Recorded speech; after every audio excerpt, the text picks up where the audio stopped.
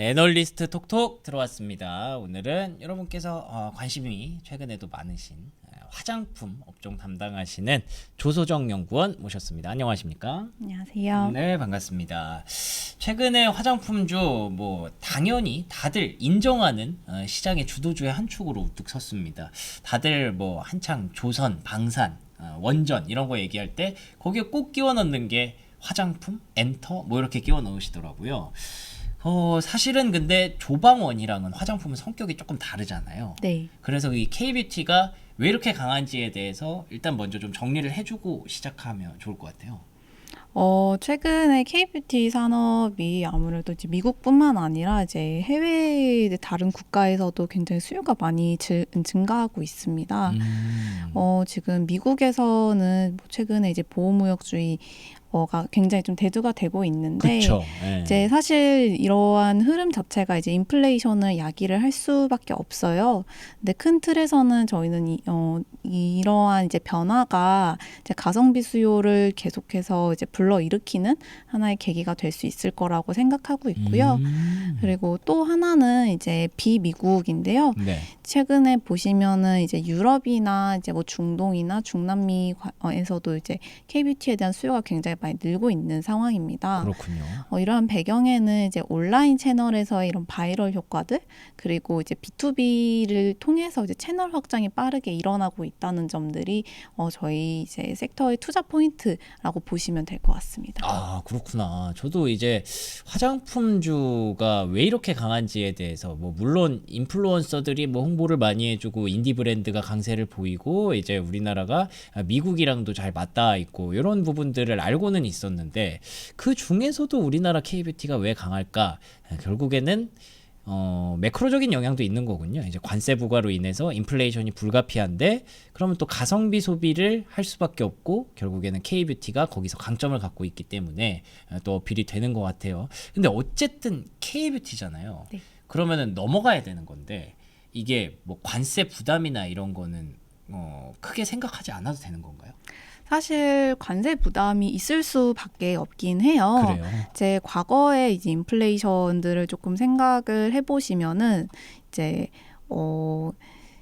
22년도에 이제 물류망 대란으로 이제 인플레이션이 크게 이제 나타났을 때 가성비 네. 수요가 많이 증가를 했었거든요. 근데 이제 저희 같은 경우에는 이렇게 가격 부담이 상승할 수밖에 없는 게 말씀하신 대로 이제 관세 이슈가 먼저 있을 것 같고요. 그리고 두 번째로는 이제 업체들이 생산 기지를 이제 미국으로 이전을 하면서 생기는 이제 비용 부담이 또 있을 것 같아요. 그래서 먼저 이제 관세부터 말씀을 드리면은 네. 이제 아무래도 저희가 소매가가 이제 매출이라고 하면은 보통 이제 미국으로 유통 채널로 이제 제품을 판매할 때 그거의 한 50% 정도 되는 가격으로 제품을 판매를 하거든요. 예. 근데 여기서 이제 또 관세가 들어가게 되면은 지금 브랜드사 입장에서는 이제 OP 마진, 그러니까 영업이익이 크게 이제 줄어드는 효과가 날 수밖에 없게 됩니다. 그러네요. 30% 먹던 게 18%로 떨어지네요. 네, 그래서 이제 아무래도 이제 이런 부분들이 기업들 입장에서는 부담이 될 수밖에 없기 때문에 예. 사실 가격 인상은 불가피하다라고 보고 있는 상황이고요. 그리고 지금 생산지 이전이라던가 이런 측면에서도 좀 생각을 해보시면은 네. 사실 지금 이제 미국 내 같은 경우에 그 화장품 같은 경우에는 제품을 생산하는 데 있어서 이제 용기가 한 35% 정도 들고 네. 원재료가 35% 그리고 나머지는 기타 비용들이라 보시면 될 것 같아요. 근데 이 중에서 이제 용기가 이제 대표적으로 사용되는 소재들이 좀 여러 가지가 있는데 그 중에서 LDP나 이제 HDP의 이제 가격 추이를 좀 비교를 해보시면은 여기 용기 원재료예요? 네네. 그래서 이제 이 파란색 선이 이제 미국의 가격이고 이제 초록색 선이 이제 아시아 지역의 가격이라고 생각을 하시면 될 것 같아요. 예. 이제 딱 보시면은 아시겠지만 일단 미국이 훨씬 더 가격이 높다는 걸 알 수 있으시고요. 그 외에도 이제 미국과 이제 아시아 지역의 이제 그런 특징이라고 해야 되나요? 이제 네. 산업 생산 환경을 비교해 보았을 때도 이제 미국이 가격적으로 좀 불리한 거는 사실이어서 이제 사실 이제 미국에서 생산을 한다라고 하면은 업체들 입장에서는 사실 원가가 증가할 수밖에 없습니다. 피할 수는 없다 정도로 우리가 이해하면 되겠네요. 네. 예, 관세 타격이라는 게 뭐 모든 뭐 화장품뿐만 아니라 모든 제품에게 일단 해당되는 말인데 그걸 얼마나 좀 크게 받느냐 혹은 작게 받느냐의 차이인 것 같아요. 그래서 화장품도 어느 정도는 감안을 하셔야 된다. 그럼에도 불구하고 가성비 소비로 갔을 때 K뷰티가 그 안에서 좀 강점을 발휘할 수 있다라는 관점으로 이해하시면 될 것 같고요.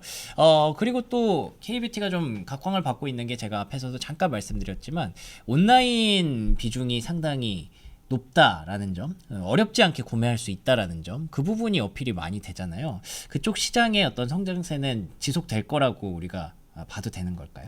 네, 온라인 채널에서의 성장도 상당히 주목할 만하다라고 생각을 하고 있는데요. 네. 특히 이제 미국 채널에서의 이런 온라인 바이럴이 이제 최근에는 유럽 지역으로까지 많이 퍼지면서 좀 뭐 비미국 지역에서도 성장세가 굉장히 뚜렷하게 나타나고 있다라고 생각하시면 될 것 같아요. 네. 이제 보시면은 지금 뭐 이게 그 카일리 제너라고 유명하죠. 네, 미국에서 굉장히 유명한 이제 인플루언서인데 이제 이분이 이제 막 이제 제품을 사용하고 SNS에서 막 그러니까 이제 다른 글로벌 인플루언서들도 이제 뭐 이 제품에 대해서 리뷰를 한다던가. 메디큐브 이거 그거 아니에요? APR? 네, 맞아요. 오. 그래서 뭐 그런 현상들이 지금 최근에 많이 일어나고 있고요. 네. 지금 그 외에도 최근에 좀 주목할 만한 그런 뭐 온라인 플랫폼들 보시면은 네. 이제 미국 아마존에서는 이 아마존 채널에서의 이제 순위가 굉장히 이제 미국 외 지역에서도 굉장히 중요하게 좀 다뤄지고 있어요.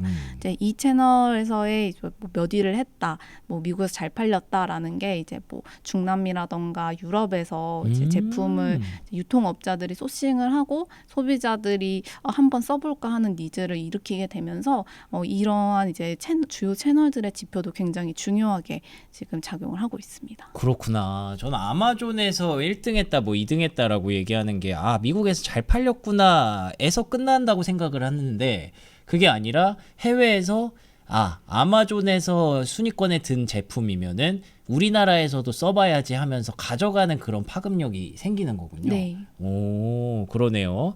확실히 미국에서 먹히는 게 의미가 그냥 미국에서 잘 팔린다가 끝이 아닌 것 같습니다. 여러모로 활용이 되는 것 같고 그래서 자꾸 미국이 최대 소비 시장임을 더 강조하는 그런 의미도 있다고 보여지네요. 근데 그 미국 외 지역으로도 아까 뭐 유럽 지역으로도 이제 진출하고 있다고 하셨는데 그게 사실 어느 정도까지 올라왔는지 사실 피부로 막 느껴지진 않거든요. 저희 입장에서는 지금 현재 상황을 좀 정리해 주시면 좋을 것 같아요. 미국 네, 미국뿐만 아니라 미국 외에도 어느 정도 어필이 되고 있는지가 좀 궁금해서요.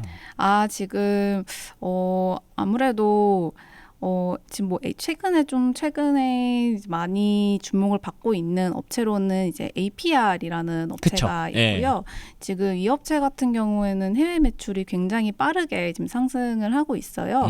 근데 이렇게 이제 상승을 하고 있는 배경에는 이제 글로벌 B2B 채널이라는 게 있는데 이제 뭐 지금 유럽 같은 경우에는 사실 보시면은 나라가 굉장히 다양해요. 그렇죠. 이제 뭐 이게 뭐 로레알 같은 경우에도 보시면은 문화권을 한 8개 정도로 나눠서 접근을 할 만큼 유럽의 문화권이 8개나 돼요? 그만큼 굉장히 세부적으로 좀 나눠져 있는데 네. 지금 이 채널에 브랜드사에 접근하기 위해서는 좀 이제 난이도가 높다고 보고 있고 그러네요. 그래서 이제 글로벌 B2B 채널들을 통해서 지금 접근을 하고 있는 상황이거든요. 그래서 최근에는 뭐 바이오던스라던가 뭐 조선미녀 같은 이제 그런 브랜드들이 굉장히 이 채널에서 흥하고 있다라고 보시면 될 것 같습니다. APR 주가가 왜 이렇게 올라가는지를 좀 잘 알겠네요. 이제 보니까. 그러니까 유럽이라는 그 대륙의 특성을 명확하게 좀 파악을 하고 직접 그 B2C로 가는 게 아니라 이제 거기에서 잘하고 있는 기업들과 이제 컨택을 해서 B2B 쪽으로 넘기고 그쪽에서 이제 너네 이거 잘 파니까 한번 도와줘 이런 식으로 접근을 하는 거군요. 네. 확실히 진짜 사업하려면 똑똑해야 돼요. 진짜 잘 알아야 되고 이런 것까지 다 저희가 좀 배워갈 수 있는 기회가 되는 것 같기도 합니다. 자, 그러면은 이제 우리가 5월이 거의 다 지났기 때문에 화장품주가 올해 내내 이렇게 주도력을 발휘하려면 하반기에도 계속 좀 모멘텀이 필요할 거라는 생각이 들거든요. 우리가 하반기에 기대해 볼 만한 모멘텀들이 뭐가 있는지도 정리해 주시면 좋을 것 같아요. 먼저 말씀드렸듯이 이제 가성비 수요가 이제 앞으로 더욱더 이제 커질 거라고 생각을 하고 있기 때문에 미국 내에서 이제 잘하고 있는 이런 K-뷰티 브랜드사들에게 주목해 보시면 좋을 것 같고요.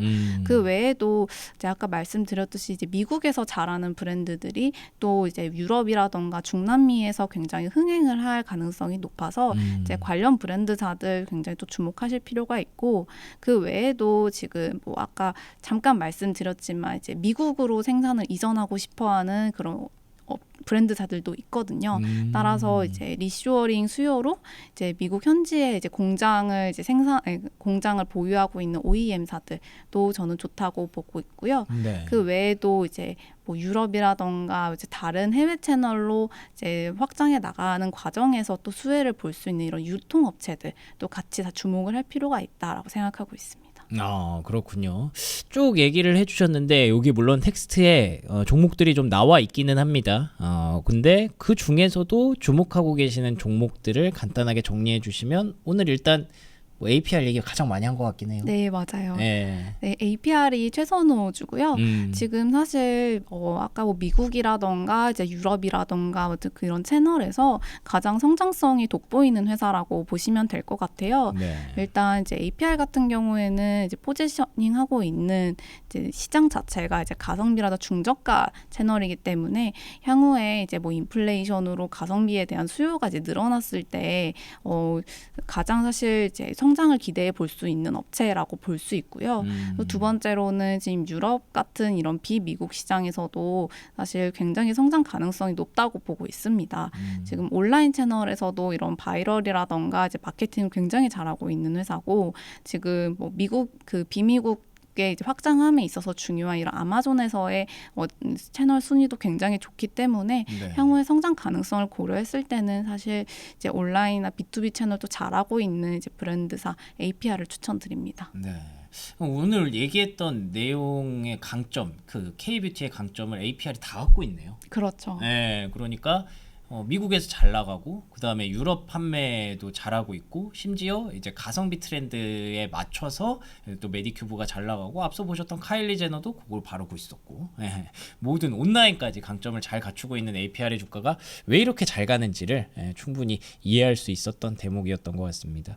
혹시 요거 이 외에도 요 리포트에 포함되어 있거나 보고 계시는 종목들은 어떤 것들이 있을까요? 저 유통업체로는 실리콘투 관심 종목으로 추천드리고 실리콘투. 있습니다. 네. 아까 이제 잠깐 말씀드렸을 때 이제 K-뷰티 브랜드사들이 미국뿐만 아니라 이제 비미국 향으로 진출을 하고 있다라고 말씀을 드렸었는데요.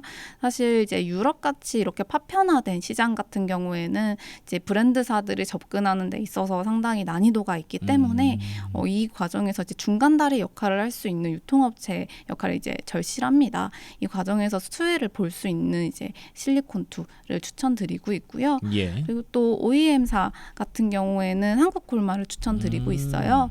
사실 이제 OEM사 같은 경우에는 이제 사실 고객사들이 히트 제품을 많이 낼수록 이제 좋은 거거든요. 예. 결국에는 서구권 채널에서 성공하는 이제 브랜드사들이 많이 늘어날수록 좋은 건데, 사실 그런 측면에서는 어떤 OEM이든 다 수혜가 기대가 돼요. 그쵸? 하지만 이제 조금 더 차별적으로 접근을 해보자면은 이제 최근에 이제 미국의 보호무역주의로 이제 좀 수혜를 기대할 수 있는 미국 현지의 공장을 보유하고 있는 한국콜마가 이제 좀 더 좋지 않을까라고 생각을 해서 이제 관심 종목으로 제시드렸습니다. 그렇군요. 확실히 그 화장품 업계에 큰 패러다임의 전환이 왔던 건 SNS 덕분이 맞는 것 같고, 그래서 브랜드가 진짜 많이 늘어나서 우리가 알 수 없는 브랜드들까지 인디 브랜드로 많이 성장을 했다라고 느껴집니다. 근데 그런 것들을 한 번에 이렇게 총괄할 수 있는 중간 다리 역할을 할 수 있는 실리콘투라든지 그리고 OEM사 한국콜마의 강점이 충분히 이해가 되실 것 같고요. 그 중에서도 브랜드 하나를 딱 꼽자면 역시나 APR이 그 중에서도 좀 두각을 나타내고 있기 때문에 시장에서 더 주목을 받는 것 같습니다. 결국 지금까지 잘하고 있고 좋았던 종목들이 계속 가는 거네요. 네. 알겠습니다. 자, 하반기까지도 이 화장품주들의 활약이 지속될 수 있기를 기대하면서 조소정 연구원과 함께한 시간 여기서 마무리 짓도록 하겠습니다. 오늘도 좋은 말씀 고맙습니다. 감사합니다.